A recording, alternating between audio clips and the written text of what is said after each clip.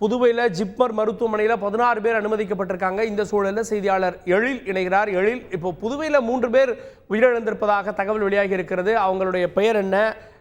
அவங்க ஏன்னா காலிலேருந்து சிகிச்சையில் இருந்தாங்களா? விவரங்கள் என்ன?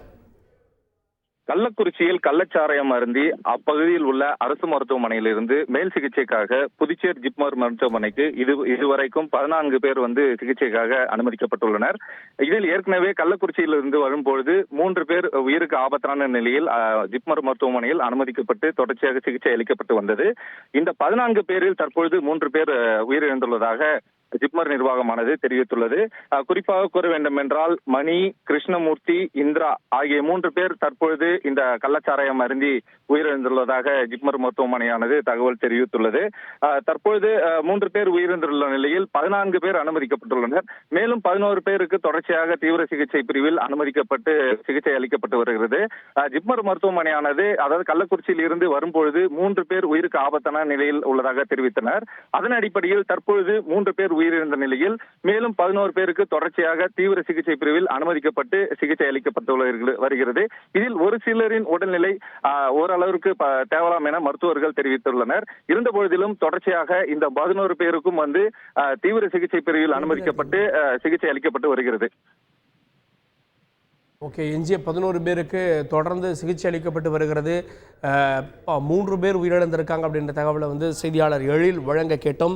தொடர்ந்து கள்ளக்குறிச்சி மருத்துவமனையினுடைய நிலவரத்தை பார்க்கலாம். முதல்ல பாதிக்கப்பட்டவங்க வர்றது கள்ளக்குறிச்சி மருத்துவமனை. இந்த கருணாபுரம் மற்றும் இதனை சுற்றி இருக்கக்கூடிய கிராமங்களை சேர்ந்தவங்க தான் பெரும்பாலானவங்க வர்றாங்க. ஆனால் இங்கே இவர்களுடைய நிலைமையை பொறுத்து பல்வேறு மருத்துவமனைகளுக்கு அவர்கள் மாற்றப்படுறாங்க. கள்ளக்குறிச்சி அரசு மருத்துவமனை, முண்டியம்பாக்கம் ஆரம்ப சுகாதார நிலையம், முண்டியம்பாக்கம் மருத்துவக் கல்லூரி மருத்துவமனை, அப்புறம் பாண்டிச்சேரி புதுவை ஜிப்மர் மருத்துவமனை, இன்னும் சேலம் ஜிஹெச்சுக்கு கூட சிலரை அனுப்புவதற்கான நடவடிக்கை எடுக்கப்பட்டு வருவதாகவும் தகவல் வெளியாகி இருக்கிறது. தொடர்ந்து செய்தியாளர் கோபிநாத் கூடுதல் விவரங்களோடு இருக்கிறார். கோபிநாத், இதுவரை 55 பேர் பல்வேறு மருத்துவமனைகளுக்கு சென்றிருப்பதாக தகவல். யார் யார் எந்த நிலையில் இருக்காங்க?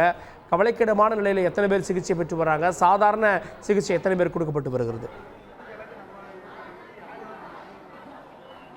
கள்ளக்குறிச்சி கருணாபுரத்தில் கள்ளச்சாராயம் குடித்து மருத்துவமனையில் உடல் பாதிக்கப்பட்டு அனுமதிக்கப்பட்ட எண்ணிக்கை தொடர்ந்து அதிகரித்து சொல்லலாம். நம்ம பார்த்துட்டு இருக்கோம். அவசர தீவிர சிகிச்சை பிரிவில் தொடர்ந்து மருத்துவரோட குழுவினர் அவர்களுக்கு தீவிர சிகிச்சை கொடுத்துட்டு இருக்காங்க.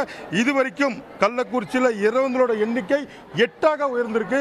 ஏற்கனவே பார்த்தீங்கன்னா நம்ம கள்ளக்குறிச்சி பகுதியில் கருணாபுரத்தை சேர்ந்த மணிகண்டன், தனக்கோட்டி, சுரேஷ், பிரவீன் உள்ளிட்ட 5 பேர் இறந்த நம்ம கிடைச்ச தகவலை பார்த்தோம். அது மட்டும் இல்லாமல் புதுச்சேரி அரசு மருத்துவமனையில், புதுவை ஜிப்மர் மருத்துவமனையில் மொத்தம் 3 பேர், மொத்தம் 8 பேர் இறந்த தகவலோடு இங்கு ஏராளமானோர் தங்கள் உறவினர்களை காப்பாற்றுங்கள் என்ற அழுகுரலோடு கோரிக்கையோடு தொடர்ந்து இங்கே அரசு மருத்துவமனை, மருத்துவக் கல்லூரி மருத்துவமனையில் தொடர்ந்து இவங்க அழுதுட்டு இருக்காங்க. மருத்துவர்களை கையெடுத்து கும்பிடுறாங்க, காவல்துறை கையெடுத்து கும்பிடுறாங்க. தங்கள் உறவினரை, தங்கள் கணவரை, தங்கள் தம்பியை உயிரோடு திருப்பி கொடுங்கள் என்ற ஒரு கோரிக்கையோடு ஏராளமானோர் இங்கே அழுது தகவல் தான் பார்த்துட்டு இருக்கோம். தொடர்ந்து வருவோர் எண்ணிக்கை தொடர்ந்து அதிகரிச்சிட்டு இருக்கு. இது மட்டும் கருணாபுரம் மட்டும் இல்லாமல் பக்கத்தில் இருக்க மாதவச்சேரி அந்த பகுதியிலும் ஏராளமானோர் பாதிக்கப்பட்டு இங்கே அனுமதிக்கப்பட்டிருக்காங்க. இவர்கள் இங்கிருந்து நிலைமை மோசமாக இவர்கள் உடனடியாக சேலம் மருத்துவமனைக்கு தற்போது மருத்துவர்கள் இங்கிருந்து மேல் சிகிச்சைக்காக அனுமதிக்க அனுப்பி வச்ச தகவல் தான் பார்த்துட்டு இருக்கோம். கள்ளக்குறிச்சி அரசு மருத்துவமனை அபாயமான சூழலில் இப்போது இருக்கிறது. காரணம் என்னென்னா, ஆம்புலன்ஸ் சத்தங்களும் உறவினர்களின் அழுகுரலும் காட்சி அளிக்கிறது. 55 பேர் தொடர்ந்து பல்வேறு மருத்துவமனைகளில் சிகிச்சை பெற்று வர்றாங்க. அந்த காட்சிகளையும் தகவல்களையும் செய்தியாளர்கள் தொடர்ந்து வழங்கி வருகிறார்கள். செய்திகளை உடனுக்குடன் தெரிந்து கொள்ள உடனே சப்ஸ்கிரைப் பண்ணுங்க.